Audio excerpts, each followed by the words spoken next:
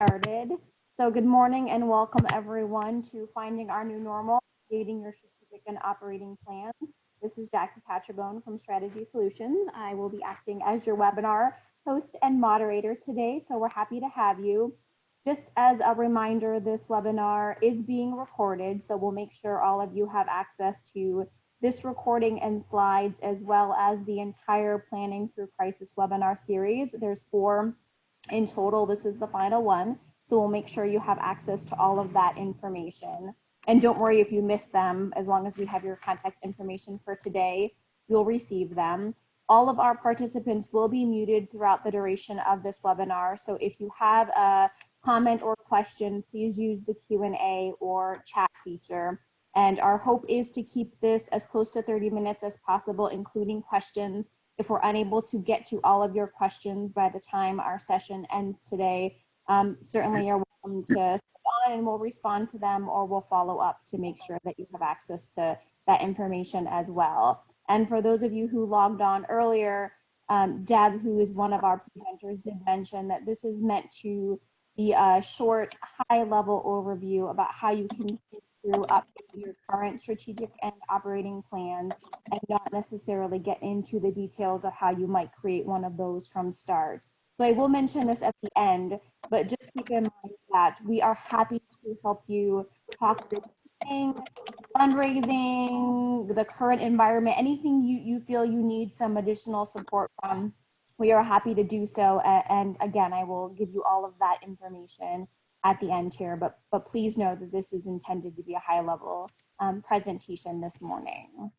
So I did just want to quickly, for those of you who may not be familiar with Strategy Solutions, we are located in Erie, Pennsylvania. We are a small little boutique consulting firm whose mission is to create healthy communities. And for us, it's really about helping to equip strong organizations and strong sectors to really work together to maximize their ability to impact not only the individuals that they serve in their respective organizations and sectors, but also then to come together for the broader good of the community. So we provide a variety of services around market research, strategic planning, organizational development, but really anything an organization needs to help advance, an initiative or a cause, put their vision to action, get past stuck places. We're certainly here to help you. So Deb, John, and Margie are our consultant team who have been providing this webinar series, and they, along with other members of our team, are available for those 30-minute brief consults to help you with any place you are feeling you'd like some additional support for as well. So Deb and John are going to be your presenters today. So with that, I will let them briefly introduce themselves and then take away the webinar. So Deb, would you like to do a quick introduction? I will do that. I am Deb Thompson, CEO and founder of Strategy Solutions. I am, for those of you who don't know me well, I'm a recovering hospital planner, but please don't hold that against me. I started Strategy Solutions now 22 years ago, working out of my role as the planner for what's now UPMC Hammett, and over the course of the last 20 years have been involved in organizational development, market research, program development, evaluation, and actually hundreds now of strategic plans for organizations. And I would like to introduce John Papalea, who is the newest member of the Strategy Solutions team. He actually joined us at the beginning of this year, and we're delighted to have him and his experience as part of our circle of consultants. Well, good morning. I will tell you that I'm the one who's delighted to be working with this team at Strategy Solutions.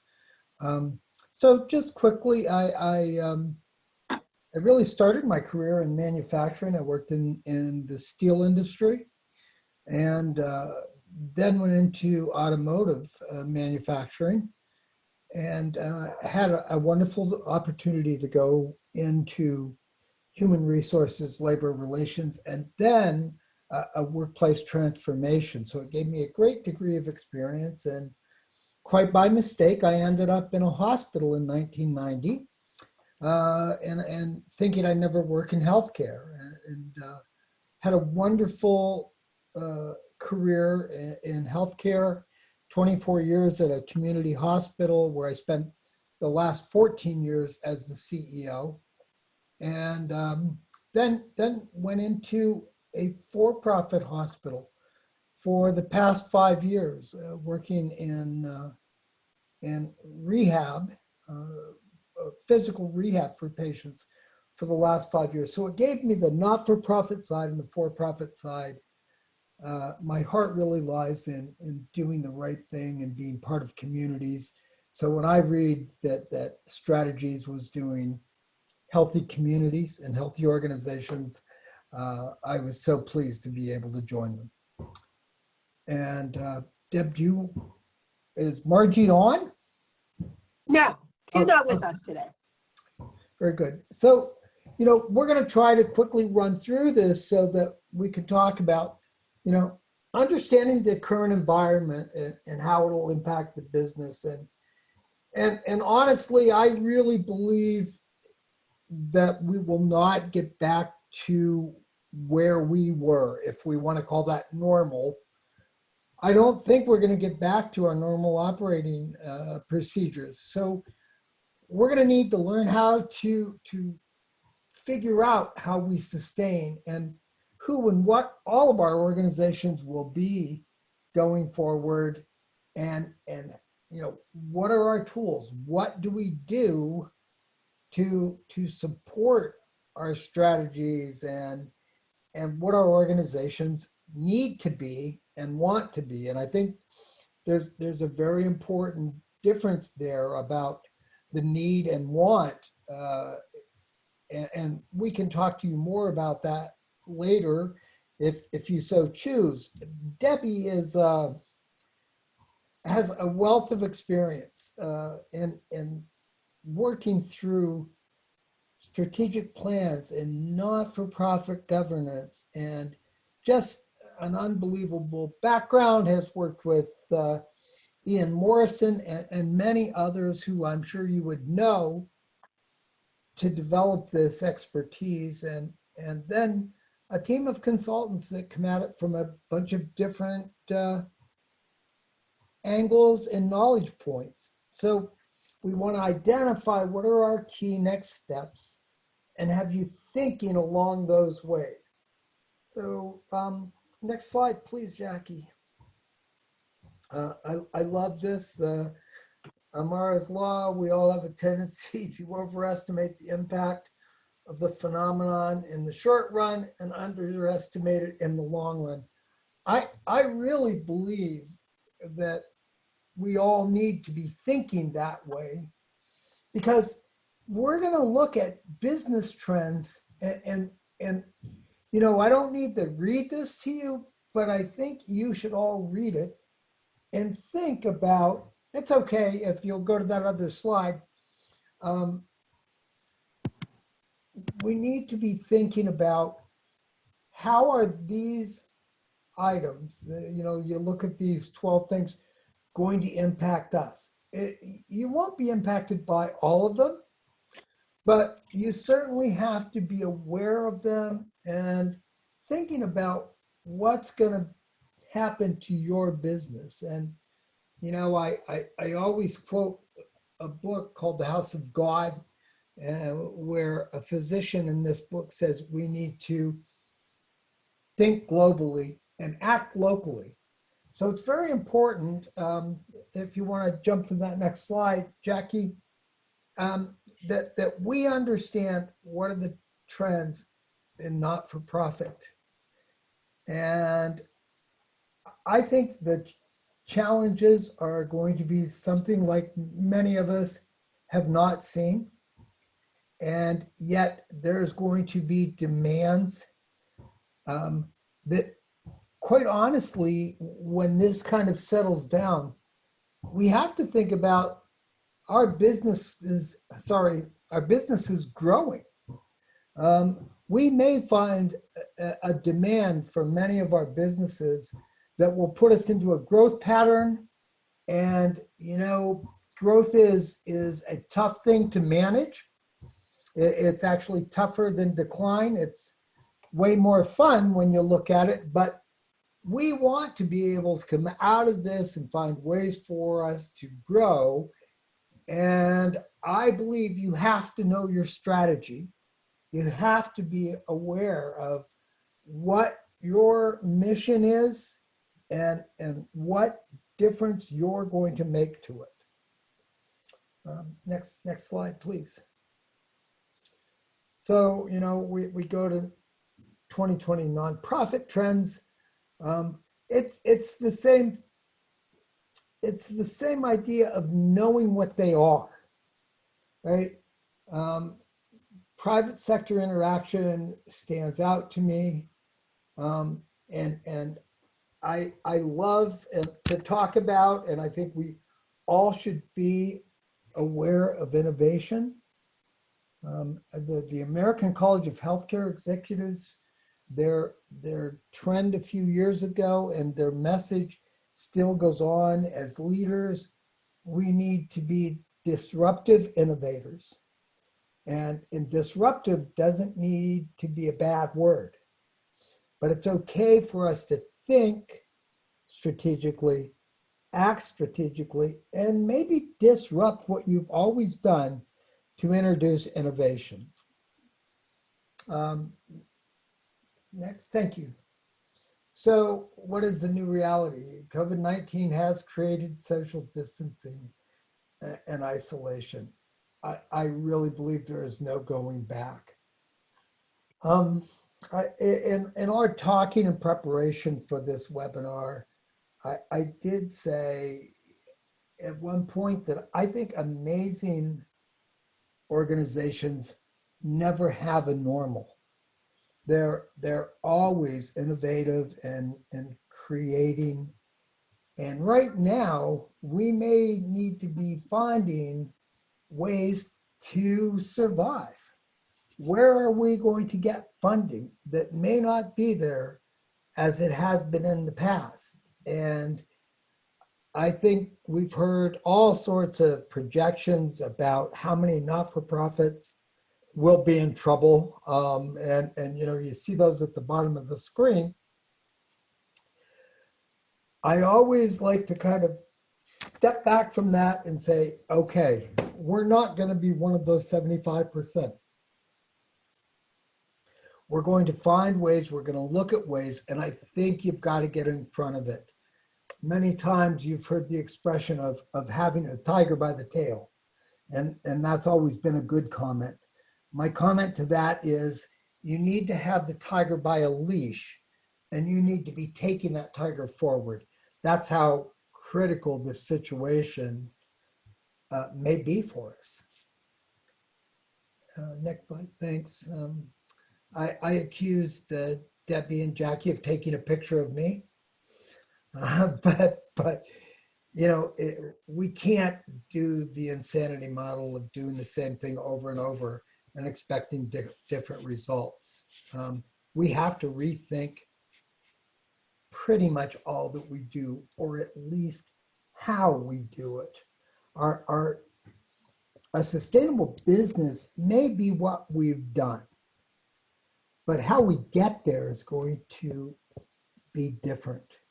How we introduce it is going to be different. And that's where I will over and over again make the comment about be strategic thinkers. If you think strategically, we can help get you. You can get to a strategic plan. And then it's a matter of acting and not putting that plan on a shelf. So next, and so let's talk about the strategic and operating plans. And I love this slide actually, and thinking about the steps and identify your different possibilities of future scenarios.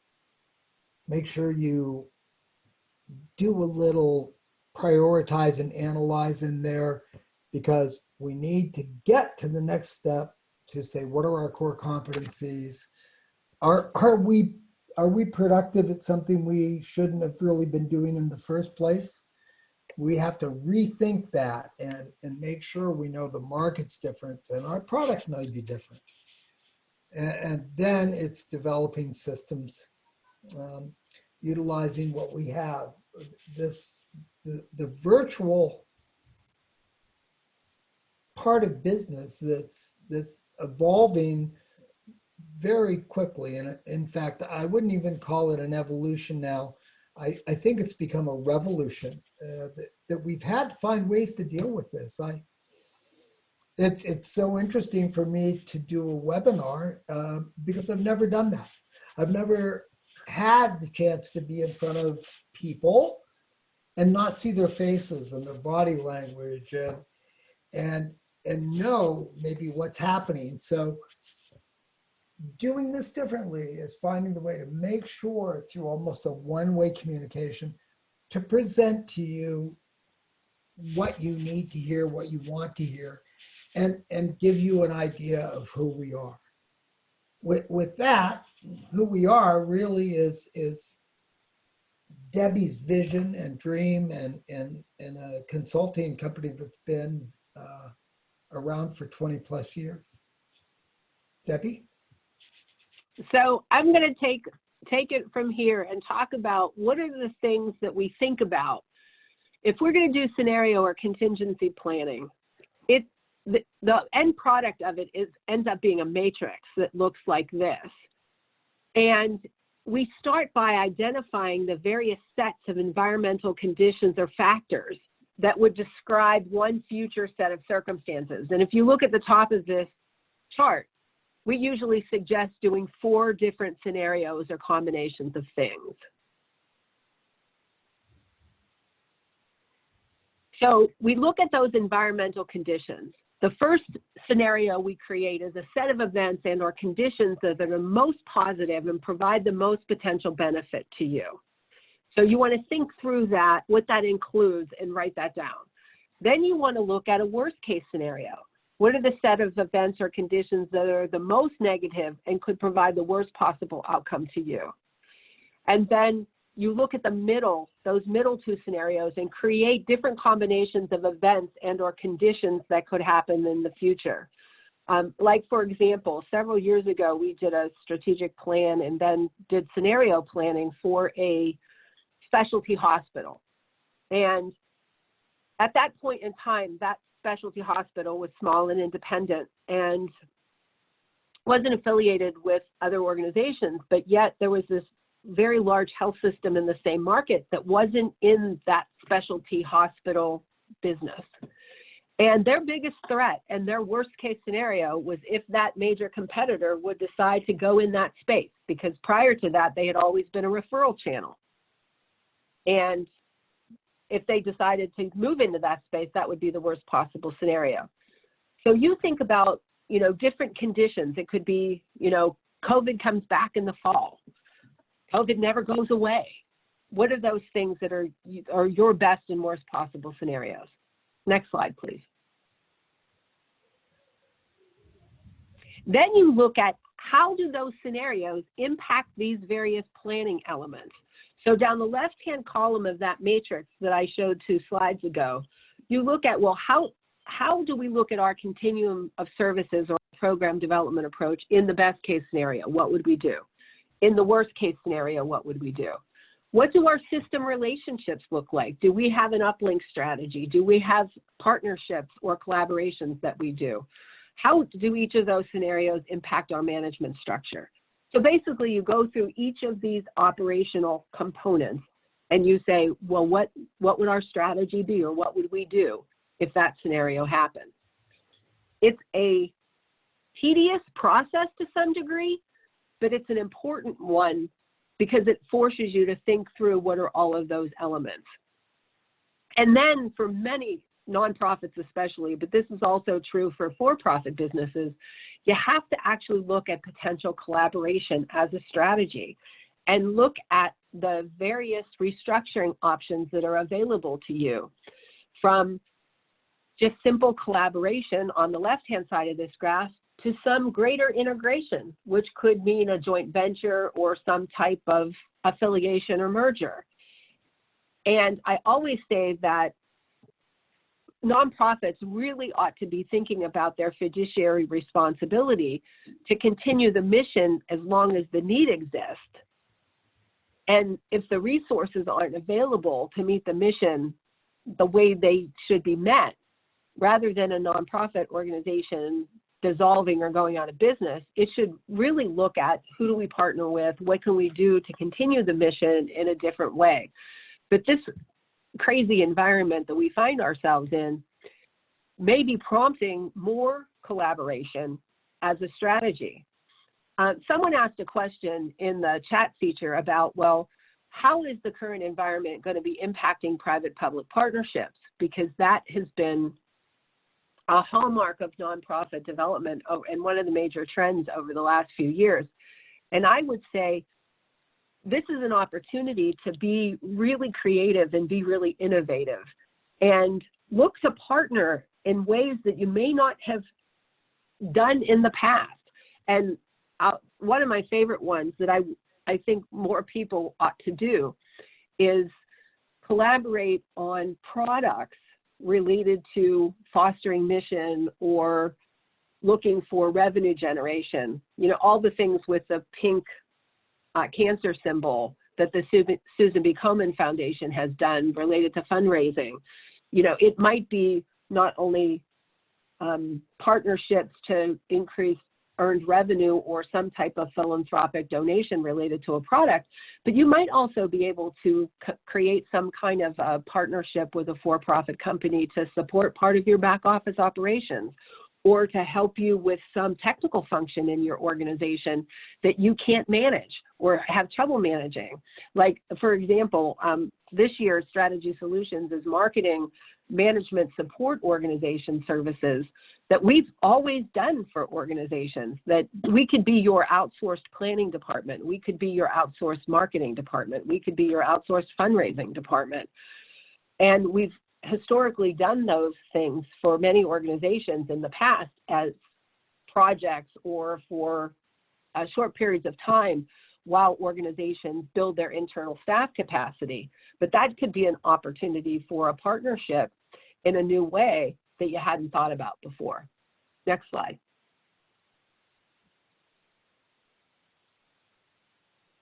The strategic restructuring process itself, these are the steps. If you're interested in knowing more about how the strategic restructuring process happens, stay tuned and watch our upcoming webinar series. We've been talking about doing another one, another upcoming webinar series that we would actually focus on this process itself, how to develop the partnership criteria, how to think through selecting a partner, how to manage a collaboration committee, do an interorganizational assessment.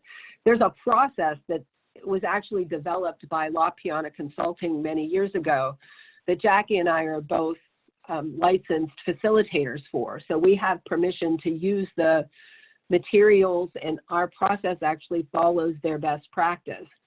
So these are the elements of it. So if this is something that you may be interested in, you want to be thinking about possibly joining that webinar or learning more about these particular process steps. This next thing you want to do after you look at contingencies and look at their other opportunities, you want to look at your core competencies and say, first of all, what is our mission and what is our vision for the organization and what are our values? Reflect on them, think about them as important to the future, and saying, in this current environment, what should and could we be doing to make a difference in our organization?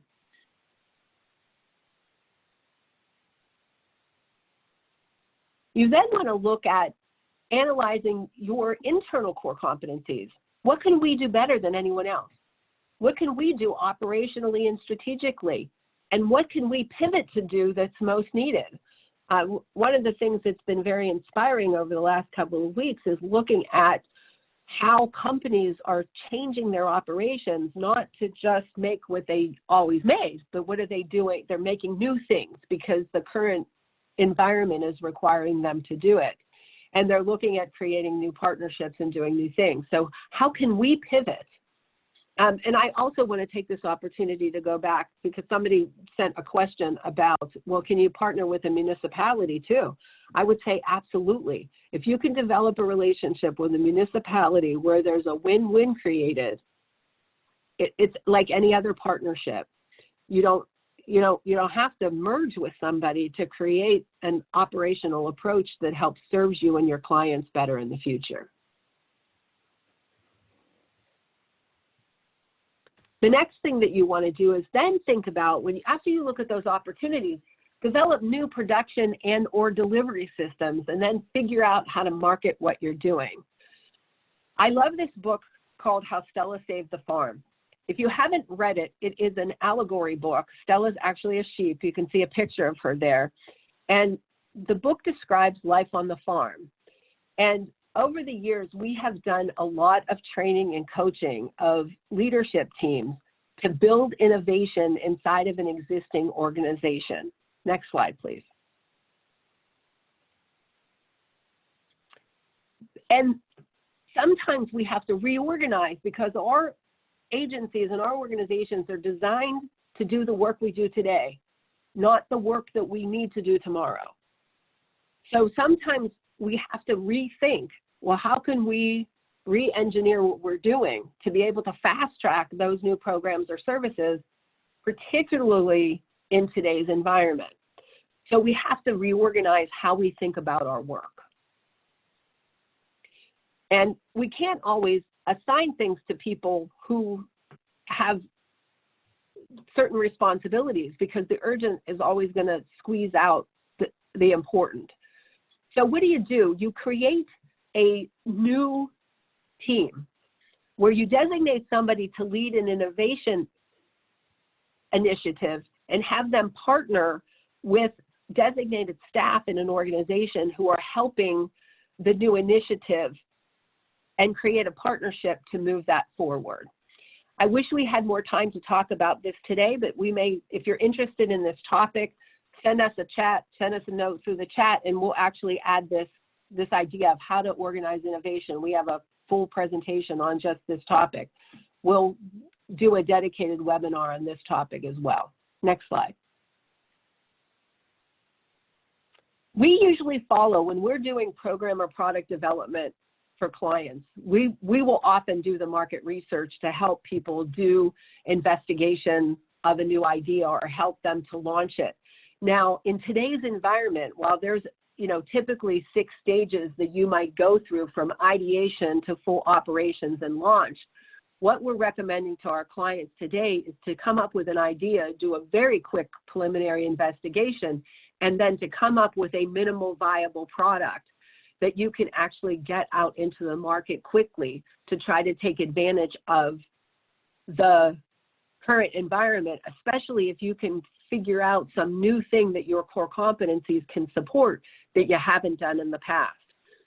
So we would encourage you to think that way and to do a little bit of concept testing, market research that we could help you with, but you could do it on your own as well to get things to market quickly. And the next slide really just talks also about a reminder to go virtual, and if you need to. In the very short run, taking your programs virtual could be as easy as using Zoom or other web-based communications technology. Although, as we outlined in one of our webinars last week, over the long run, it's a little bit more complicated than that. And we encourage our client organizations to really think through the steps that are required to really build virtual programming in your organization, which are outlined on the next slide.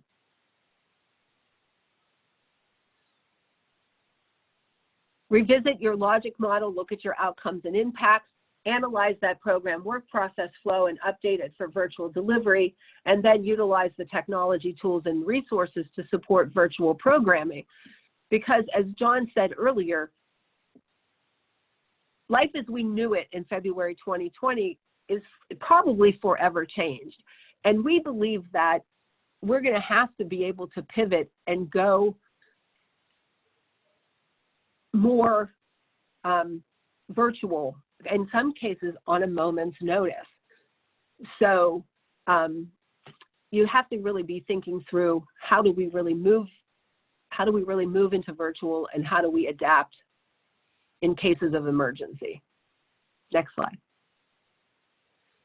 And then you take all of that, you sort of go through those exercises that I just described, you update your one-page strategic plan. These are our goals and objectives.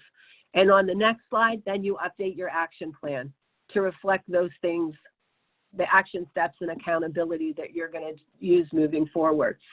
And I do want to respond to one of the questions that came up, because when I was talking about outsourcing, somebody sent a question that said, doesn't outsourcing cost more? And how do you handle it? Well, outsourcing does cost money, but what we found when we're doing outsourcing is that we can provide a team approach.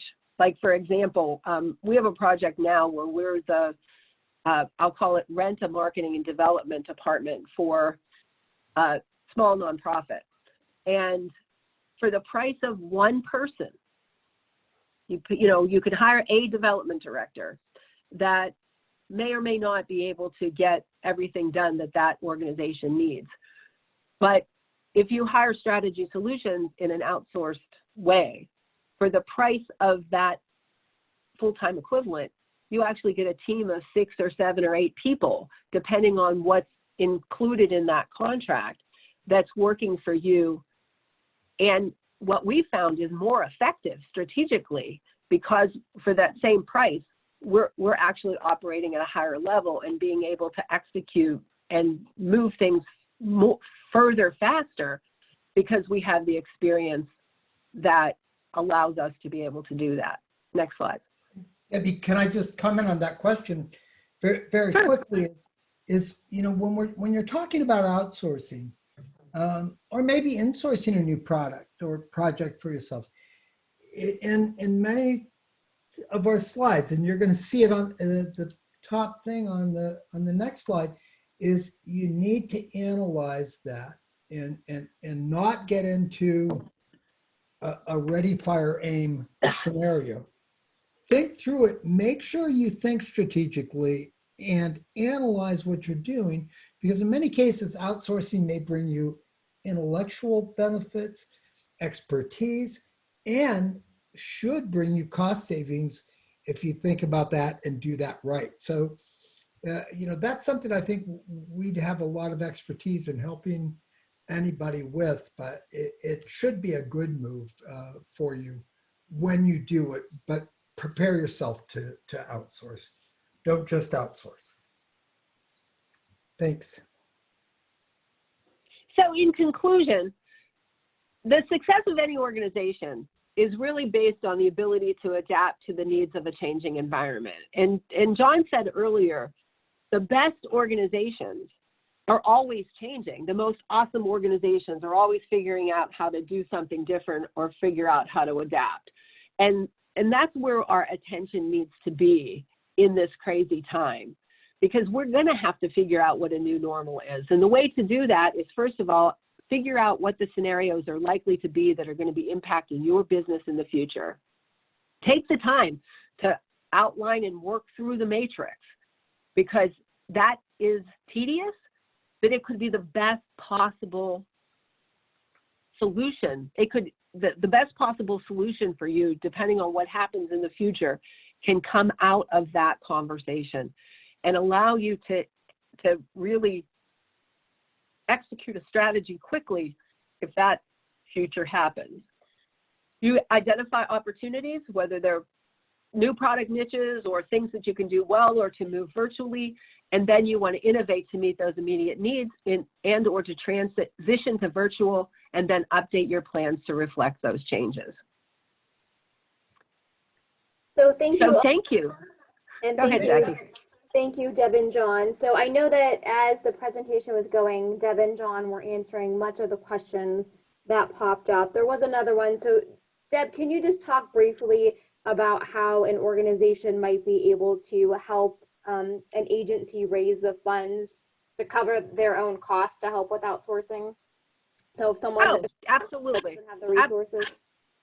Yes, absolutely. And there are many community and private foundations that will actually help nonprofit organizations with what are called capacity building grants that allow you to, you could, whether you have a board governance training need or an organizational development need or need to put together a strategic plan.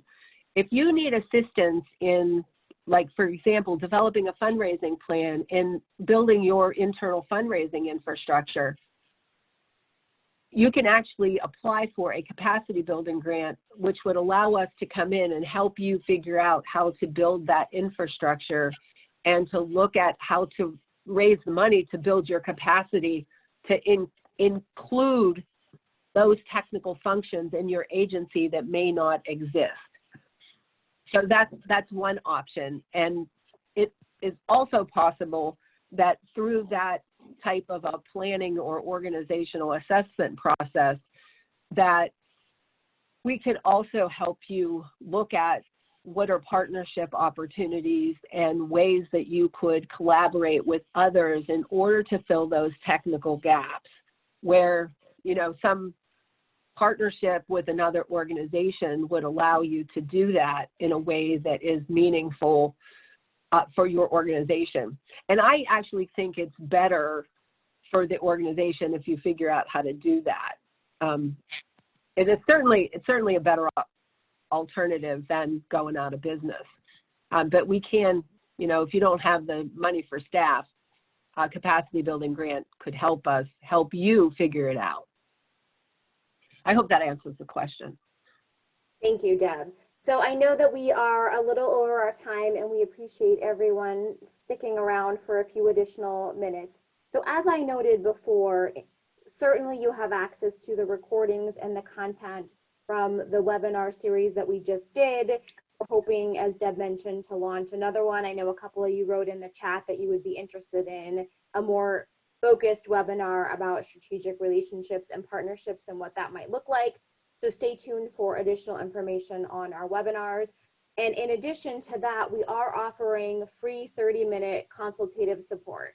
So if there's something more you'd like, a specific question answered, or just someone to sit through and think through how you might raise money to get outsourced support, how you might start approaching your plan. It could be related to virtual programming, resource development, any of the other topics that we've already covered in our webinar. But if you just feel like you want 30 minutes to kind of talk to someone and get additional one-on-one support, please email me, Jackie@getstrategy.com, and I will set up a 30-minute time that works for you with one of our consultant members. And if there's any other questions you have related to today's presentation, please feel free to shoot me an email as well, and we'll help to get those questions answered for you.